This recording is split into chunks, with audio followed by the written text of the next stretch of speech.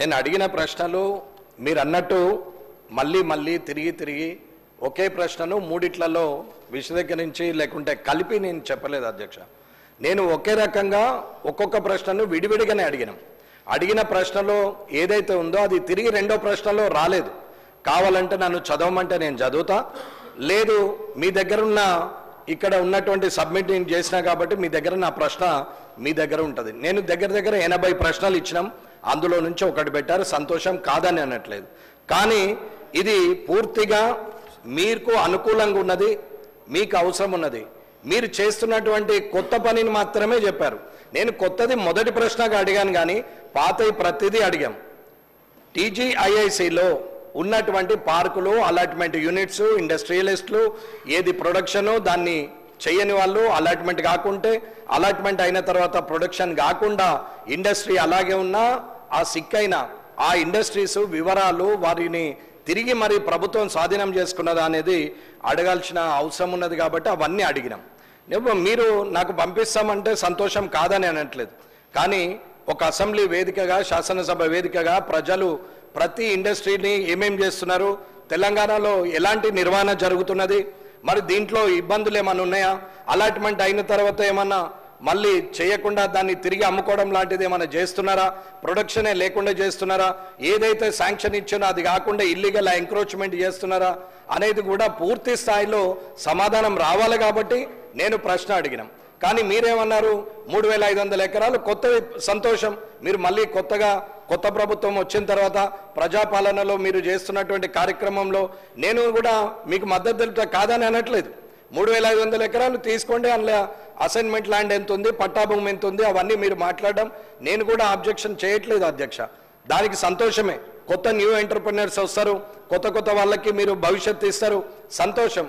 కానీ ప్రజల నుంచి సేకరించిన, రైతుల నుంచి సేకరించిన సెజులు పెట్టి పార్కులు తయారు చేసి ఆ డబ్బు ఇవాళ మళ్ళీ తిరిగి ఇండస్ట్రియలిస్ట్కు ఆ భూములు అంటగట్టిన తర్వాత ప్రొడక్షన్ చేయకుండా దాన్ని కొలాటరల్ పెట్టి దాని మీద లోన్లు తీసుకొని తిరిగి దాన్ని సిక్కు చేసి మళ్ళీ తిరిగి ధనాన్ని దుర్వినియోగం చేస్తున్నారు. అధికారులు ఏం చేస్తున్నారు, ప్రభుత్వం ఏం చేస్తున్నది అనేది నా ప్రశ్న. లోతుగా మాట్లాడితే ఇవన్నీ ప్రశ్నలు. మీరు అక్కడ ఉన్నటువంటి ఇండస్ట్రీలు ఎన్ని ఉన్నాయి, ఏమేమి అలర్ట్ చేశారు అంటే సంఖ్య చెప్పండి. 3000 అన్నారు, 10,000 పార్కులు ఉన్నాయి, 50,000 ఎకరాలు ఉన్నాయి, ఒక 5,000 యూనిట్లు ఇచ్చాము, అందులో 3,000 రన్ అవుతున్నాయి, 2 రన్ అవ్వట్లేదు. ఏదో ఒకటైతే మీరు చెప్పాలి కదా సమాధానం. అధికారులు కూడా ఇంత నిర్లక్ష్యంగా ఉంటే ఇలాగండి అధ్యక్ష. పూర్తి సమాధానం కొరకు నేను వేచి ఉంటా. మరొకసారి ఉందాతనంగానే ఉండాలని కోరుకుంటున్నా. కాబట్టి మీరు ఇచ్చే సమాధానం కోసం నేను ఎదురు చూస్తుంటా. కానీ దానికి 300 రోజులు పట్టింది. ఈ 300 రోజులు మరొక 300 రోజులు ఎదురు చూసే ఓపిక లేదు. కాబట్టి మీరు తొందరగానే ఈ శాసనసభ సమావేశాలు ముగిసే లోపలనే దానికి గౌరవ మంత్రివర్యులు మీ ద్వారా సమాధానం చెప్పాలని కోరుకుంటున్నాను. మినిస్టర్ గారు. అధ్యక్ష, చాలా సంతోషం. మేము కూడా అదే ప్రస్తావనలో ఉన్నాం అధ్యక్ష. ఈరోజు ఎక్కడైతే మొదటి నుంచి కూడా ఇండస్ట్రీ పాలసీ వచ్చిందో 30-40 సంవత్సరాల నుంచి కూడా ఏ ప్రాంతంలో అయితే ఇండస్ట్రియల్ పార్క్స్ ఏర్పాటు చేసుకొని భూములు కేటాయింపు చేయడం జరిగిందో, ఏ పర్పస్తోని భూములు మనము కేటాయింపు చేయడం జరిగిందో ఆ పర్పస్కు అనుగుణంగా అక్కడ యూనిట్స్ ఉంటున్నాయా లేదా, లేకుంటే ఇతర పర్పస్కు ఉపయోగిస్తూ ఉన్నారా. ఇంతకుముందు గౌరవ సభ్యులు చెప్పినట్టు అసలు భూమి వారు ప్రొడక్షన్ పరంగా ఉపయోగిస్తూ ముందుకు నడుస్తూ ఉన్నారా లేదా దానిపైన కమిటీ వేయటం జరిగింది అధ్యక్ష. కమిటీ ఈరోజు అన్ని ఇండస్ట్రియల్ పార్క్ సంబంధించి ఒకటే కాదు, కొన్ని సందర్భాల్లో మేము చూస్తూ ఉన్నాం ఒక పర్పస్ గురించి తీసుకొని ఇంకో దానికి ఉపయోగించే ప్రయత్నం చేస్తూ ఉన్న సందర్భం. తప్పకుండా అన్ని తీర్లో కూడా అన్ని సమాచారం అందజేయడం జరుగుతుంది. గౌరవ సభ్యులు అడిగిన ప్రతి విషయం, ఏ పార్కుకు సంబంధించి ఫలానా పేరు పైన ఈరోజు అలాట్మెంట్ జరిగింది, ఆ పార్కులో ఫలానా కంపెనీకి సంబంధించిన ప్రొడక్షన్ జరుగుతూ ఉందా లేదా, లేని పక్షంలో కూడా ప్రభుత్వం ఈరోజు తిరిగి మళ్ళా ఆధీనంలోకి తీసుకొని వేరే ఇతరులకు కేటాయింపు చేసే కార్యాచరణ తీసుకుంటుంది అధ్యక్ష.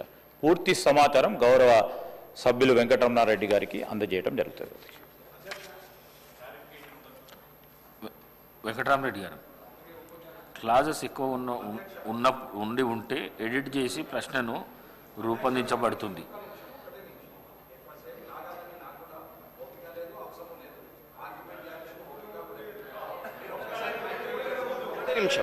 ఒకటే నిమిషం అధ్యక్ష, కమిటీని వేసామని చెప్పి గౌరవ మంత్రివర్యులు చెప్పారు.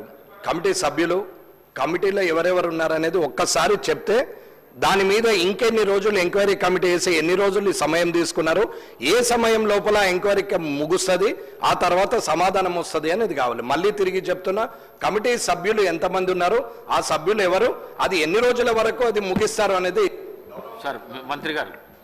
అధ్యక్ష, ఈరోజు మా ఇండస్ట్రీస్ సంబంధించిన డైరెక్టర్ గారు మల్సూర్ గారి అధ్యక్షతన ఈడీ టీజీఐఏసీ సభ్యులుగా, అదేవిధంగా ఐఏసీకి సంబంధించిన మరొకరు సభ్యులుగా కమిటీని నియామకం చేయడం జరిగింది.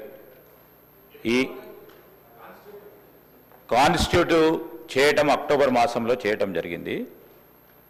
ఈ క్రమేణా ఫిబ్రవరి మాసం వరకు పూర్తి స్థాయిలో సూక్ష్మంగా బ్రాడ్గా మీకు లిస్ట్ ఇవ్వటం జరుగుతుంది. సూక్ష్మంగా ఈరోజు ప్రతి ఒక్క పరిశ్రమకు సంబంధించిన అంశాలను కూడా సభ దృష్టికి తీసుకొస్తాం, గౌరవ సభ్యుల దృష్టికి కూడా తీసుకురావడం జరుగుతుంది. క్వశ్చన్ నెంబర్ 402, రాష్ట్రంలో పర్యాటనానికి ప్రోత్సాహం, యువజన అభివృద్ధి శాఖ, పర్యాటక మంత్రి, సాంస్కృతిక శాఖ మంత్రి గారు.